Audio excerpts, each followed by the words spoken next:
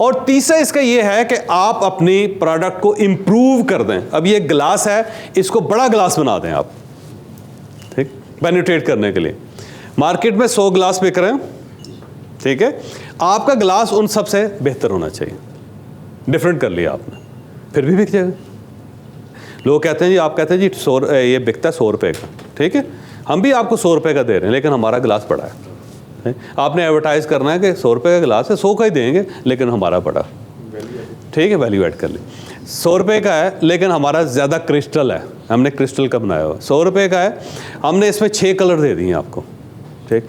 100 रुपये का है, लेकिन हमने इसको अनब्रेकेबल बना दिया, ठीक है। तो आपने क्या किया, वैल्यू ऐड करना, ठीक, आपने उसको बेहतर बना लिया, इम्प्रूव कर लिया आपने प्रोडक्ट, ठीक। जब आप इम्प्रूव कर लेंगे फिर भी बिक जाएगा, फिर भी आप मार्केट कैप्चर कर लेंगे। करना आपने क्या, मार्केट के अंदर पेनिट्रेट करना। एग्जिस्टिंग प्रोडक्ट है, उसके अंदर आप लगे रहें।